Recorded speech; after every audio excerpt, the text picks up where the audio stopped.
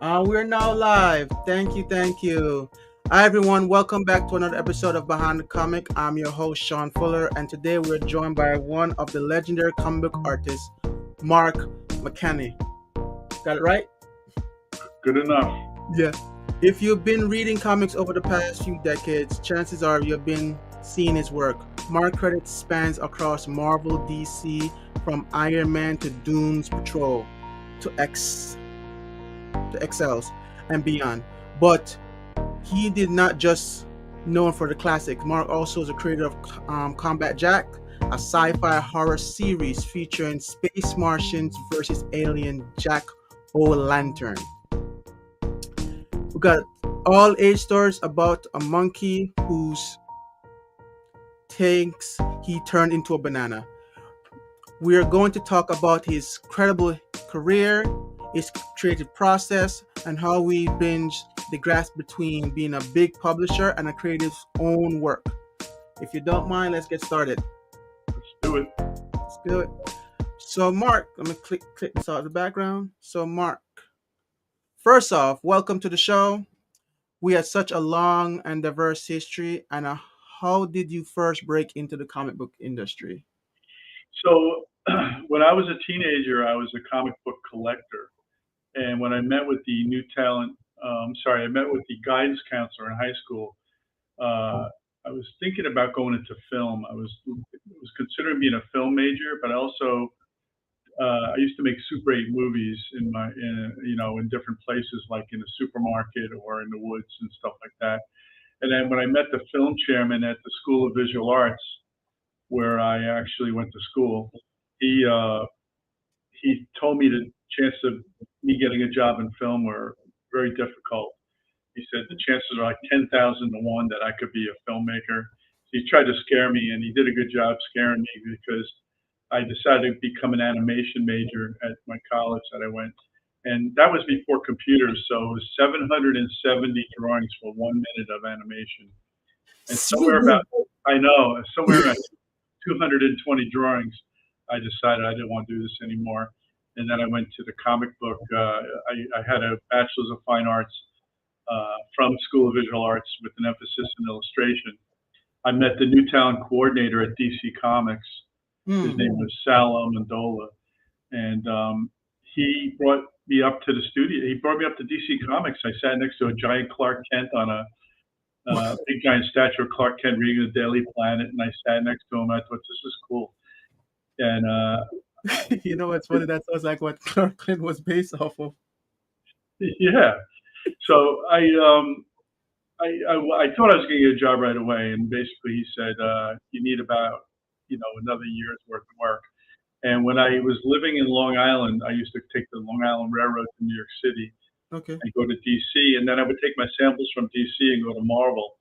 And Marvel reached out to me one day and said, "We have a program here for new talent, and if you'd like to be involved, it'd be a full-time opportunity for you to be Hmm. in the Marvel bullpen." And I had to, at the time the minimum wage was $4.50 an hour, and I was commuting from Long Island. I couldn't afford it, so I told him I couldn't do it. And then one day, John Romita Sr. calls me up, and John was doing a Spider-Man artist from Hmm. my childhood almost. And he asked me if I would work with him, and eventually I said yes, I would, and I started at Marvel about a year later. Ooh, that was an intense year. Yeah, I wasn't sure what I was doing, Sean. But it ended up working out pretty well. I moved in with the assistant art director in Astoria, Queens, and I worked at Marvel on staff for a year and a half. It wasn't until DC called me in 1987 and offered me a contract to do Doctor Fate, and then I did Doctor Mm. Fate and Doom Patrol and Legion of Superheroes, and now I'm in the game now, and I'm doing regular books, and it was good. So that's let's kind of break that down because that was an intense year even for me listening to it. I can imagine you going through it because first of all you grew up in New York, correct? Yeah. Long Island. I'm a Long Long Island. Island, New York. Okay, you know about the book. So you are a New Yorker through and through, and now you're being asked to come down to DC to do comp. Yo, that's a big move, first of all. Yeah, yeah. Hold on though. It wasn't DC, Washington DC. It was DC Comics. Yeah, yeah. Oh, it was there in New York City on 50 Oh, they 30. were in. Sorry about that. I Yeah, forgot yeah, they were. that's okay. Yeah, it's easy to mess that up. Yeah. So they had you coming into. So let me start over. So now you're coming in, but I didn't forget. I was going to start off when like child would start and then coming back, but that part does let me kind of sit there for a second because that was an intense post college kind of. Because you started up. Actually, let's go back for a bit because you did talk about film, actual animation, and you're talking about doing 200 to 700 comics just 1 minute Yes.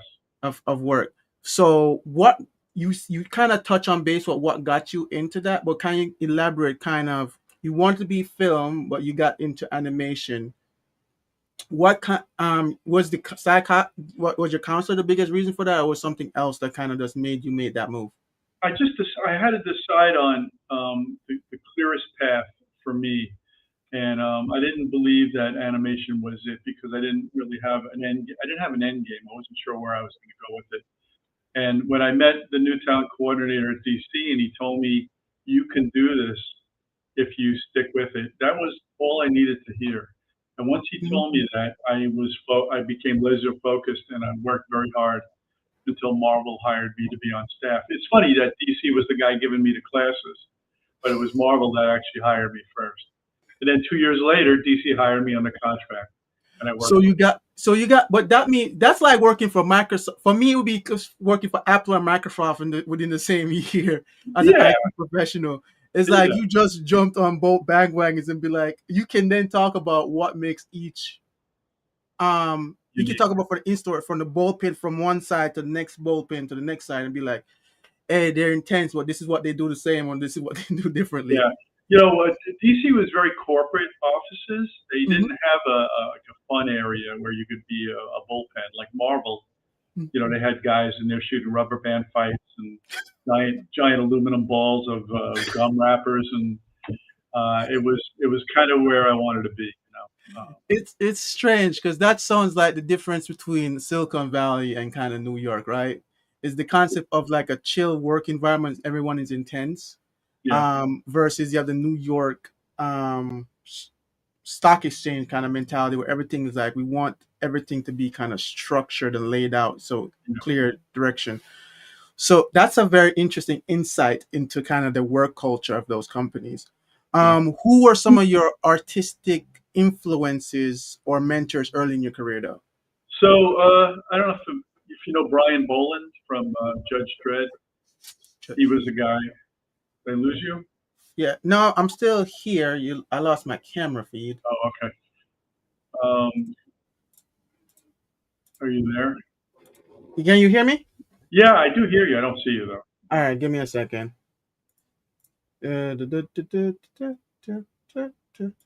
to just give. I'm going to let you just take it for now Okay. until I come back.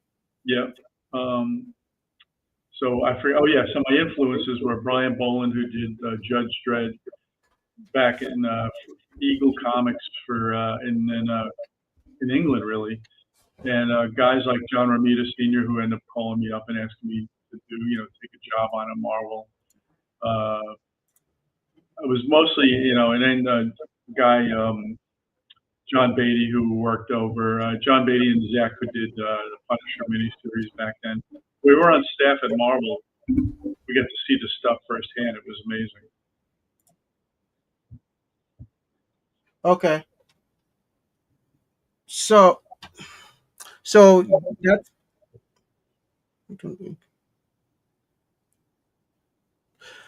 so. How did you develop your signature style over the past couple of years? Since you had a lot of opportunities working with different styles of writing, drawing, and Yeah, and inking. Yeah, the thing was, I was watching every day guys like John Romita Sr. and the assistant art director, Tom Morgan, who ended up working for Disney and doing a lot of work for Disney. But I used to watch how they inked, how they would move their hand, uh, and a lot of the structure came from in a pen, dip pen or a brush, I would use my elbow and my wrist as kind of fulcrums, to make my move. So I wouldn't keep the page tight on the board. I would move the page around how I wanted to ink, and then I would just flick the pen or the brush a certain way.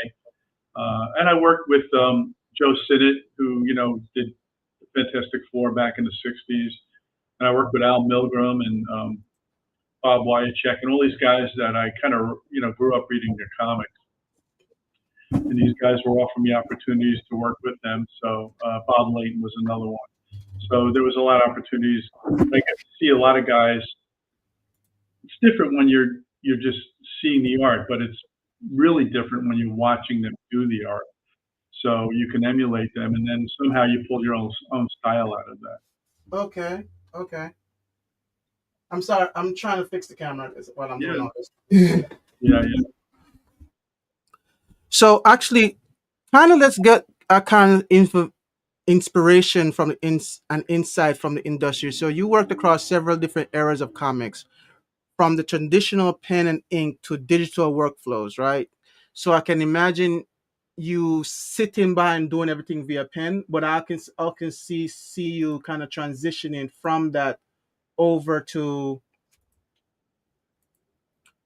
There you over go. to Digital.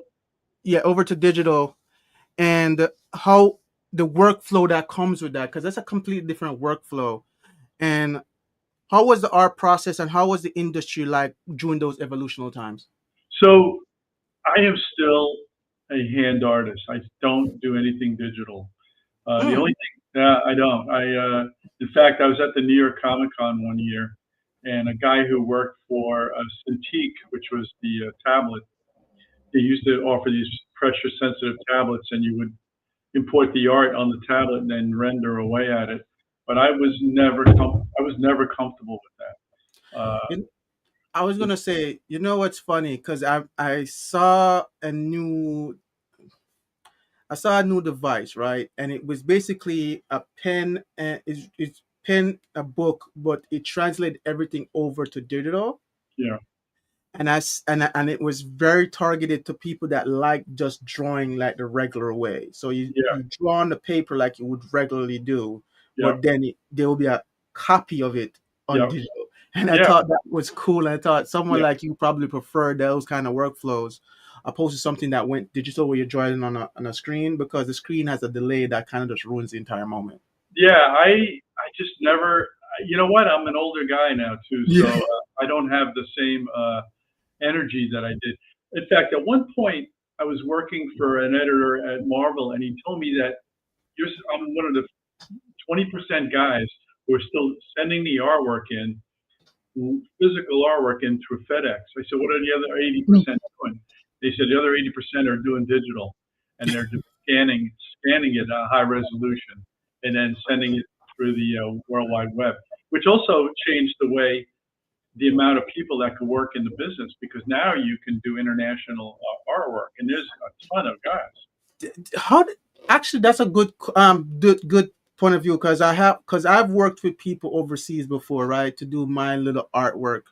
And I'm trying to figure out how does that affect the bigger clients and the bigger teams, because I'm assuming that that movement from just local talent had an impact on not just their art samples and their art styles, but their talent pool as well. So how did that affect you guys coming up in the process?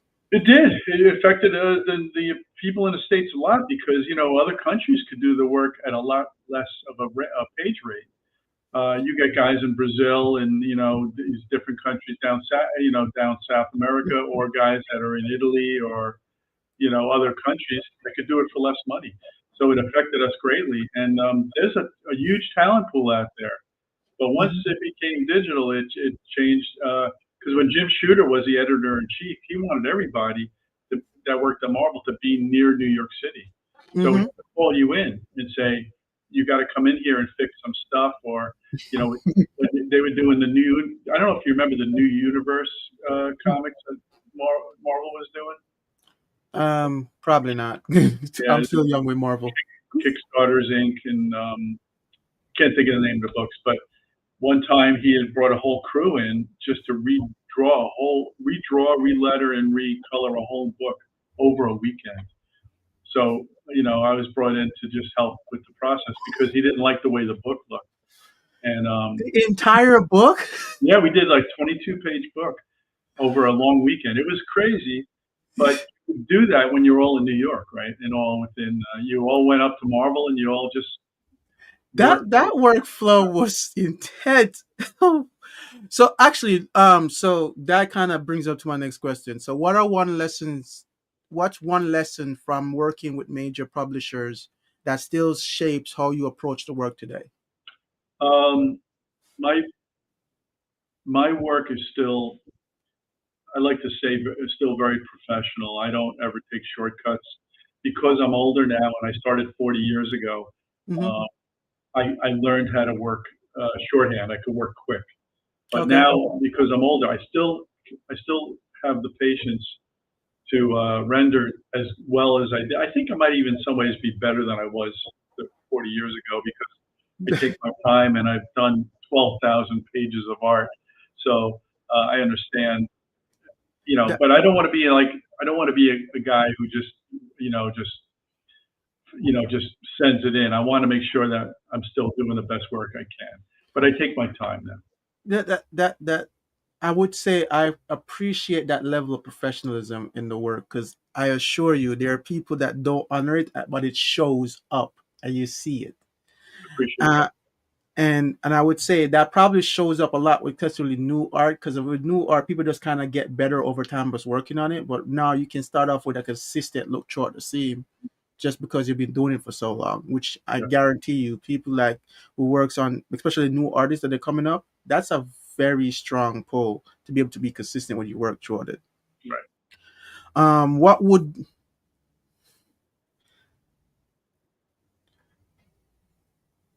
I don't want to touch that yet because that was a good question, but I already know what it is. So let's do this real quick. Let me just pay some bills real quick, and then we can come back to it. Right, right. All right. Give me a sec, guys. You know how this goes because you've been here long enough. Okay. Okay. There we go. This video is sponsored by mycomic.ai, the first of its kind platform built to solve real struggles comic creators like us face. If you've ever felt stuck trying to make consistent sales from your work, this is your solution. MyComic.ai helps you turn your comic into a real business and grow it into a full-time income stream. Check it out today at mycomic.ai. All right. All right. We're back. Thank you guys for being patient with me as I've been going through today. But I really wanted to get into Combat Jack, right? Because the first thing I told you was this would have been a great Halloween theme Yeah, that show because I was like so with it. I was like, can we do a Jack o' Lantern that's dressed up as him? Because the idea of this guy is intense. So let's start off with Combat Jack. What inspired the idea for Space Martian invading alien Jack Lantern? How did we get here? yeah. It was one of these Halloween type things where my son was here living with us before he got married. And I Hmm. said to him one day, I said, there's just not a lot of good jack o' lantern monsters out there. And we had the idea that we could come up with another planet in the universe on the other side of the sun, but in the same trajectory as the Earth. So it could be a temperate atmosphere with climates that could, and the only thing on there was sand and pumpkins. And we're trying to set up the future for Earth's overpopulation, and that people could live on this planet. And they send a team of prisoners up there to kind of set up the future. And they come across these alien jack o' lanterns, who we find out later in the series, because it was not originally done as a one shot, Okay. and then I don't know if you knew that or not. No, I normally ask later if it Yeah, was going to be expanded to the yeah, universe. yeah. So It you was. start off It with was one shot and then you morph it into a miniseries. 4 minutes. Yeah, because IDW Comics at one point said to me, if you do it as a mini series, I will collect it for you. We will collect it for you and put it as a trade paperback. Uh, so now I have to think bigger. Right? I have to think bigger outside the box.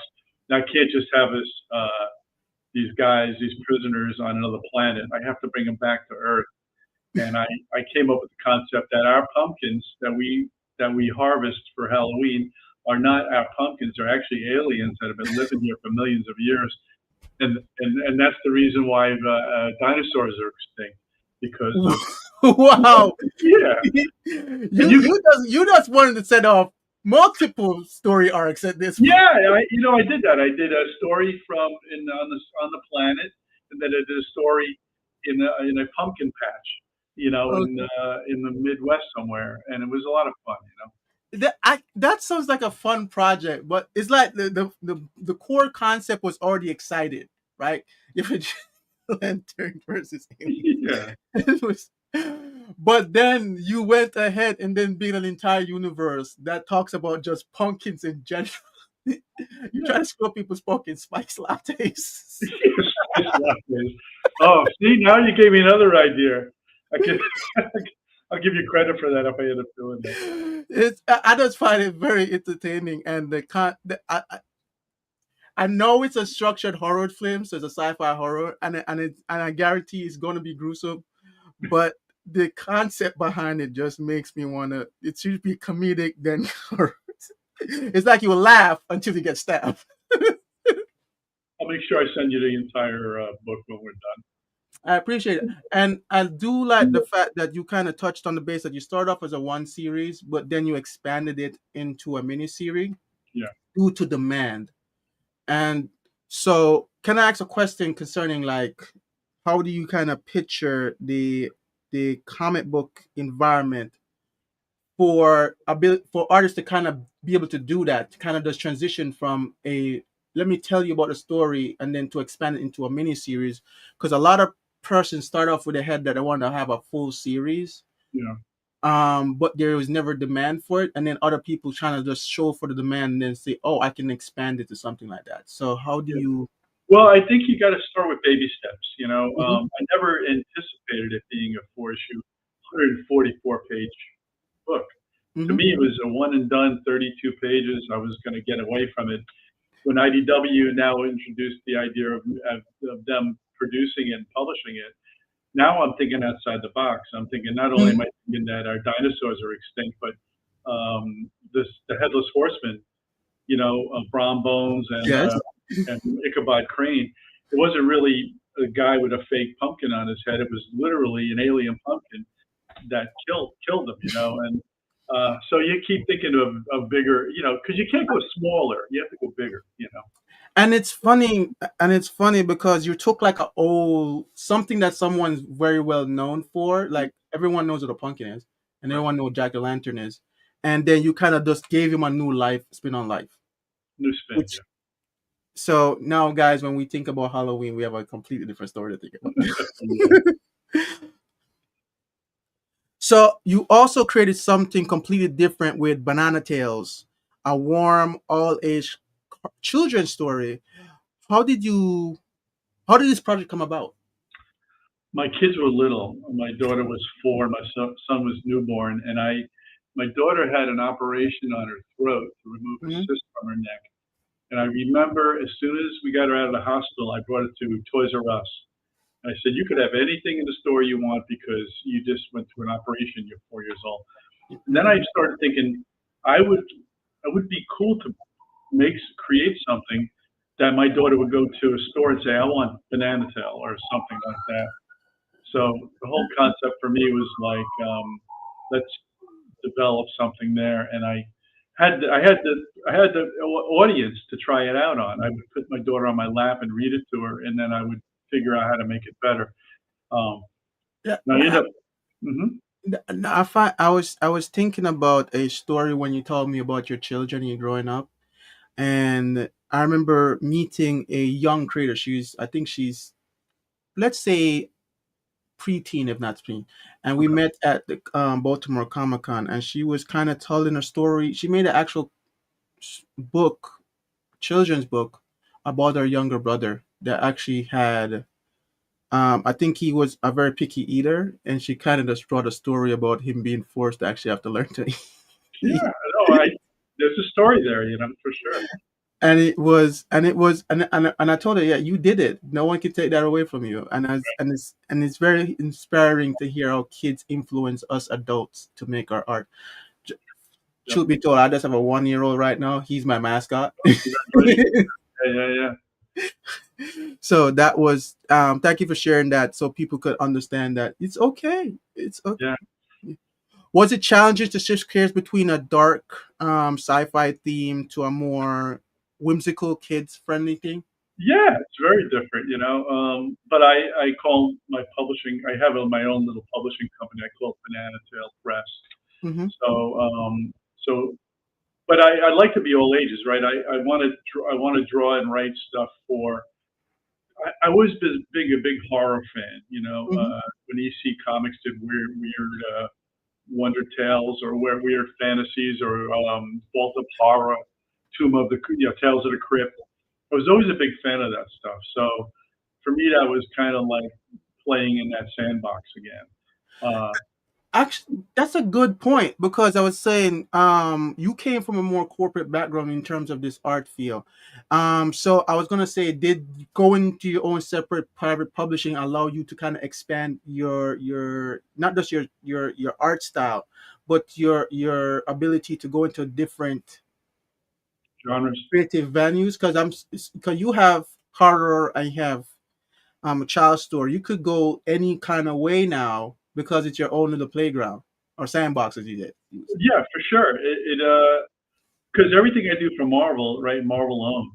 So Hmm. I had to do stuff for the other, for me personally. Hmm. Because after doing this 40 years and working on thousands of pages of art, you're like, what about me? Why can't I do something that works for me? For you, it's something that you want. Is everybody wants. I feel like everyone has a story that they want to see other people enjoy.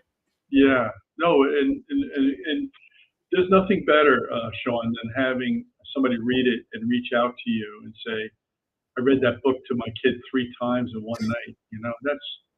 That's I think that's why we love going to Comic Cons because that's what happens. yeah, that's the golden fleece right there. I remember one of the first interviews I had.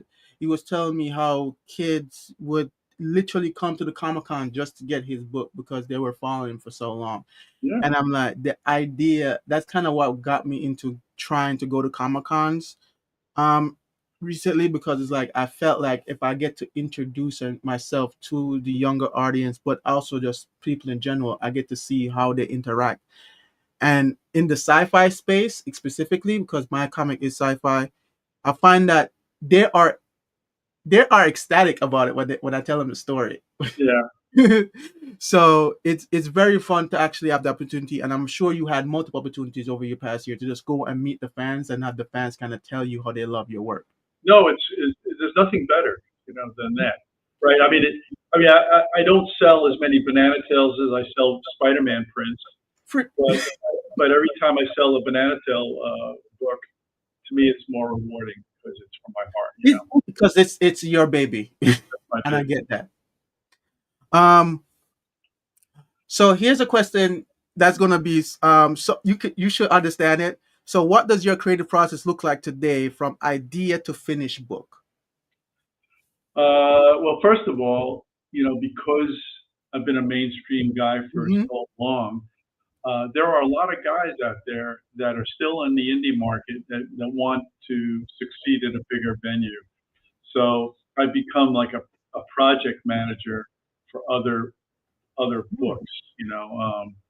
So I have a team. I actually created a virtual studio called Virtual Inks Inc.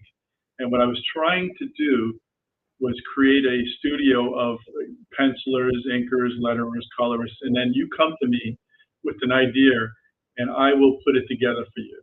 Hmm. I will charge you by the page, but you will get this, that, and the other thing. And Hmm. we did a book called The Tomb of Baldereth, which was a horror book I did, which was kind of a throwback to the old DC Vault of Horror stuff, where this demon introduces these stories of horror, of monsters that are going to uh, take eat different body parts like brains, hearts, and souls. And So, we did this 48 page book, and I raised over $6,000 to do it as a black and white 48 page book. And I you still made it. have guys that want to work with me. I try to get them all a page rate. It can't be Marvel rate because I know I'm not a Marvel guy, but I try to give them. I try to make sure they get paid, and I make sure that I work with guys that I trust and get their jobs done and stuff like that. That's cool. So it's like you've now had so you're more like corporate now in terms of your entire transitional style from idea to stuff. And so let me ask, do you still do traditional inking or you have fully embraced traditional inking now? I still do traditional inking, Sean. I was going to pull up a couple of things for you. Yeah. Woo! Traditional. This is a Damn, book I'm that doing is for. so clean. What? Yeah, And it's like I can tell the story without actually seeing any words on it, which is that's right. The lettering's all done. The lettering is all done digitally, but I'm still drawing on boards. oh Lord, this is what I call experience shown through its artworks. Like you can see the. I would say this. One of the stuff I do realize as I am getting better in the field, building my own comics and stuff like that, the ability to tell to structure a scene that words become very minimal. It's I only seen that with experienced artists. It's very hard to see that with younger artists because when I'm dealing with experienced artists, it's like they can write before I don't have to say it. They will just write it in there and it just sits there. I can see the entire tension That's in the right. scene. You can feel everything in the scene without a single word being said That's in right. the scene. Yeah, And yeah, and for me to communicate that, especially when you're dealing with overseas talent, to communicate that same exact expressions with a younger person, it would take so much time and effort in just writing it that yeah, by the time I'm done, I'll be like more stressed. yeah. Well, you're right though. Sometimes young people they want to write, They take but it factual. They take it flat. you don't need to. You don't need to write all of it if it's visual, right? You Hmm. could just let the story be told by visuals, and just add your captions or your lettering balloons without taking away from the artwork. And I think you can agree with me or not, but as when you're younger, it's kind of like you you see it as is, but then when you get older, you see everything that's behind it. So, for example, a person waking up in the morning on a regular day versus a person waking up to go do something that they're not really looking forward to do is a completely different experience Sure. waking up. And how do you transition that without me having to tell the person specifically, yo, they're about to do something big today? Yeah. Yeah. And how do you and then but you still feel like it's a wake up stage. It's like I feel and I felt the emotion when I saw your page right there versus when I was looking at my own stuff. It's like, ooh, I can see it. Yeah. I can see it. No, you're right though. You have collaborated with so many writers and artists over the couple of years. What has made a great creative partnership in your experience? Uh, when you collaborate with a pencil artist, um, I think a lot of times it's important to reach out to that person and ask them what they're looking for. What do you like? What don't you like? Do you like rendering? Do you want me to over embellish on top of your stuff? Do you spend all day drawing this? How do you want me to how do you want me to move forward? Mm. Because think about it, if a guy's drawing a pencil page, he's taking 6, 7 hours to draw it. Don't kill his artwork by just doing whatever you want to do. Ooh. Ooh. So that plays a role. And that one was rough. Because I know the feeling. I know that feeling. As I do programming, and it's very, and I would say I get very heated when I spent all as like I analyzed the entire problem, I created an entire perfect solution, and then you kind of just like, no, that took too long. I'm gonna do this. That take 5 minutes. You'd be like, Exactly no. right. Yeah. and Same kind and of then thing. when it breaks, you're looking at me like, no, I ain't gonna fix it because you broke it yourself. Yeah. Yeah. Um, my best relationships were with, Mike McKenna, who I worked on, I don't know, a book called Vex for DC. I worked on a Magnus robot fighter for Claim. We did a ton of work together, Exiles for Marvel. And then Jim Calafiore also is a guy I had a lot of friends, we were also friends beforehand.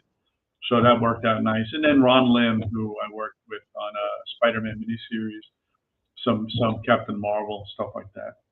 Okay. Okay. So I did ask you this question before we got started. So I hope you're ready for it. So we're going into the final stretch right now, and what I really want to ask, and I ask all my guests this question: what advice would you give to an aspiring artist wants to build a career in comics today, especially balancing freelance work and their own creative projects? So the trick today is when I started in 1985, you could go up to Marvel Comics and leave your portfolio there. Mm. And they would then review it, and then they send it. They would bring it back to the front desk, and then you would go in, and then you pick up your portfolio. Usually, to be a letter from Stan Lee or whatever, Jim Shooter or whatever. They don't allow that anymore. You can't go into Marvel and DC and just drop off artwork. So the way a young guy can get in it now is by going to comic conventions and meeting professionals, or sometimes Marvel does portfolio reviews at some of the bigger shows. So you schedule a portfolio review, and they'll give you a sample to try out, and that's how you might move forward. Because it's 40 years ago, I don't know all the ins and outs of that anymore, like I did when I started out. Like I used to do portfolio reviews for in the New York Comic Con. Mm. In fact, if I would do an hour of reviews, and if I had if I had to review, say, 10 portfolios in an hour, one of the 10 would be good, because I a was lot going of guys. that. I was going to ask you that. So, what has been your experience when you're going through these reviews of other arts work? Is there like a correlation between their skill set versus their time in the field? Do you kind of see there's correlation there, or it's kind of like they have a different art style that's completely different from what we're looking for? Art style isn't. Art style should be refreshing, right, in the business. The problem is, are they drawing for on a board or a napkin?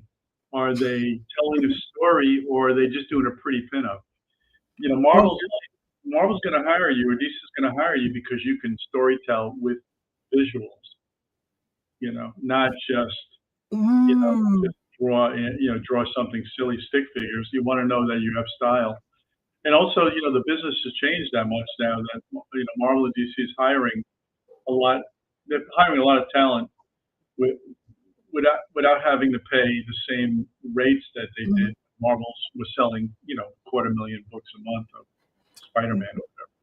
And I would say since especially the Marvel, because I looked into their business, so they spend a lot more time on actual. They get a lot more their revenue from their actually movies than they do their comic book sales. Totally, totally true.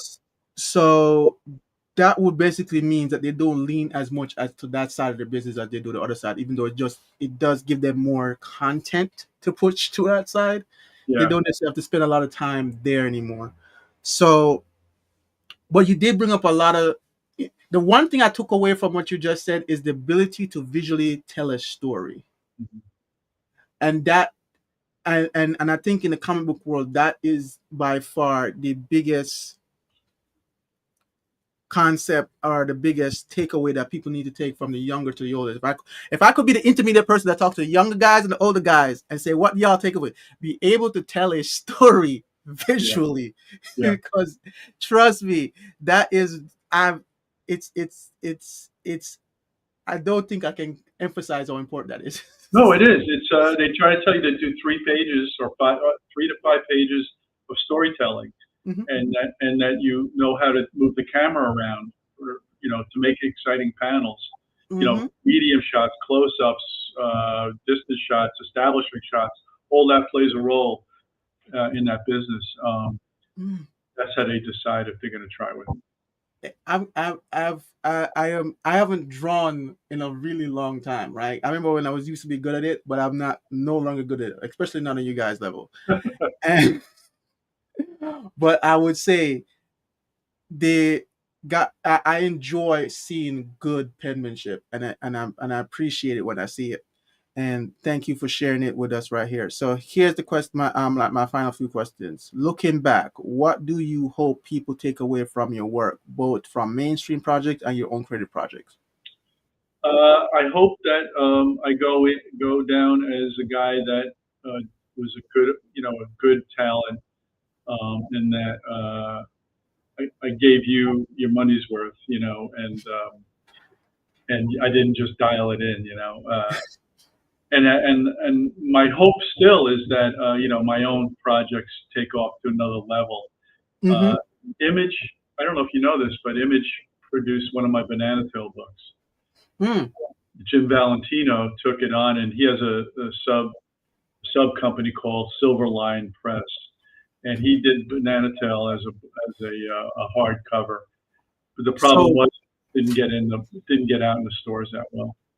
so I think you know what's fun. I think would be a great opportunity for us, especially if we do a follow up to this meeting. Is I call it. I want to do a business panel where people just talk about the business of it, because the ability to be able to network and get into like these publishing houses, the small, medium, and large ones, kind of allows a lot of comic book creators to kind of get to tell their story the way they wanted it to be told. Sure, And the and I think we just don't understand that entire process, because once you understand the process, it gives the opportunity to kind of tell the story that you want to tell and actually get the opportunity. You don't want to be like what do you call it? You don't want to be like Dragon Ball Z and be forced to kind of do 200 more seasons just because they don't want you to close. right. But you also want the ability to say, if this is 10 seasons, I want to be able to tell all 10 seasons and still eat every day. So I do appreciate that. And finally, where can fans find Combat Jack, Banana Tales, and follow your project and your latest work? Sure. So social media, you can find me on Facebook. I think it's Mark A. McKenna, A for Anthony, even though it's not even my middle name. It's my confirmation name. I'm on Instagram. I'm on Twitter. I don't love Twitter that much. But also, I have websites, markmckennaart.com, bananatail.com, and combatjacks.com. And all Yeah. of them you could purchase. You could purchase the books. You could look around. It's just I try to make it fun, especially Banana Tail. Banana Tail. At one point, I have a map of the island they live on, and there's recipes, banana recipes, and some cartoons and things like that.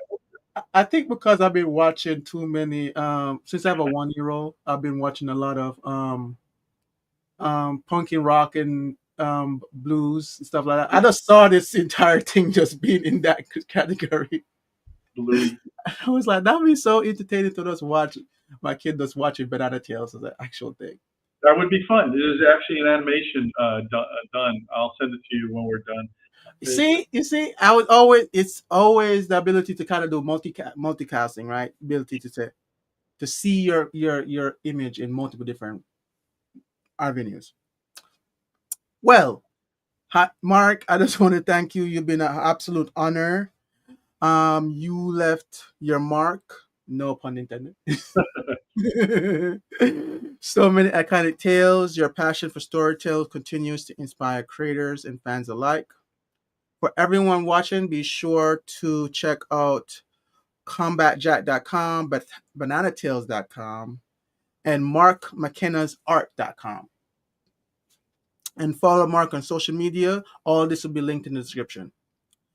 I'm Sean, creator of Apollo's Run, host of Behind the Comics, sponsored by My Comic AI, where we help comic book creators grow and monetize their work. Thank you for staying tuned, and I thank you for keeping supporting indie comics and veteran comics creators alike. Thank you. I'm going to Thank you, sir. thank you guys. Now I'm going to start my